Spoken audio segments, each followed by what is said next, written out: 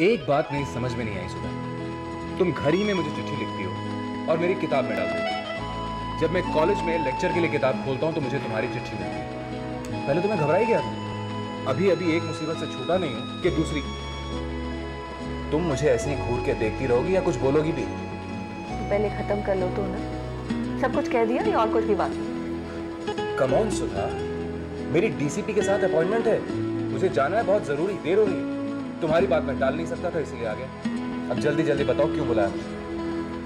ठीक है, अगर तुम्हें काम है, इतना अर्जेंट है तो तुम जाओ ना, बेशक जाओ।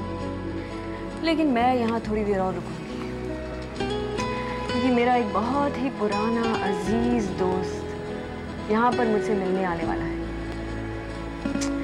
तुम जाओ, डीसीपी से मिलना है ना, तुम जाओ।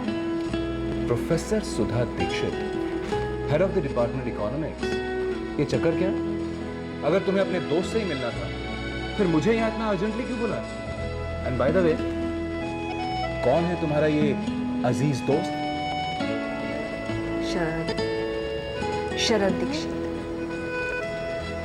बहुत साल हो गए, नहीं उससे कहीं मुलाकात हुई और नहीं वो कहीं दिखाई दिया मुझे। लेकिन मैं जानती हूं, मेरे बुलाने पर वो यहां जरूर पहुंच जाएगा। जो भी काम धाम हो ना, उसे छोड़कर वो यूं बिन डोर खींचा चलाएगा। आप जाइए ना, लेकिन हाँ, अगर वो आपको कहीं रास्ते पे मिले तो उनसे जरूर कहना कि आपकी एक बहुत पुरानी दोस्त आपका इंतजार कर रही है, वहीं जहां हम हमेशा मिला करते थे। सुधा, यू आर द अल्टीमेट। अरे वाह, ये हुई ना बात।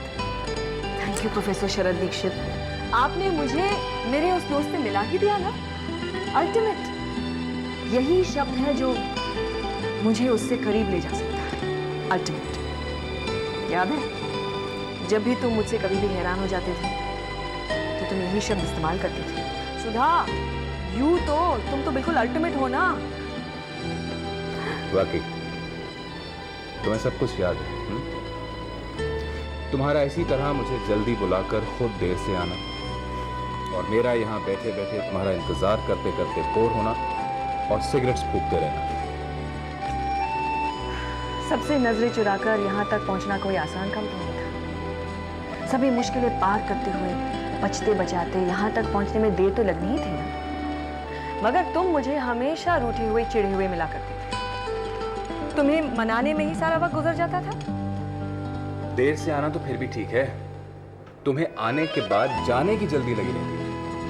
यहाँ से चलेंगे, वहां से चलेंगे, यहाँ कोई देख लेगा, वहां पर कोई खड़ा है, यू नो ऑल दैट। पापा यहाँ वॉक के लिए आते हैं, अगर वो हमें साथ में देख लेंगे तो क्या? यू नो, तुम्हारी बातें सुन सुनकर मुझे भी घबराहट होने लगी। मुझे डर लगने लगा था कि कहीं वाकई तुम्हारे पापा हमें साथ में देख लेंगे तो पता नहीं क्या करेंगे। अच्छा, बाय द वे सुधा, अगर वो हमें साथ में देख लेते तो क्या होता?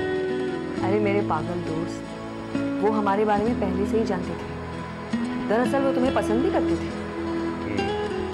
और शायद इसीलिए हमारी शादी चुटकी बजाते ही हो गई। और ये नज़ारा पूरे शहर ने देखा था। जूहू एरिया के तुम्हारे पापा के सभी दोस्त आए थे, सब ने मुझे कॉन्ग्रेचुलेट किया। मैं तुम्हारे पापा का घर जवाई जो बन गया।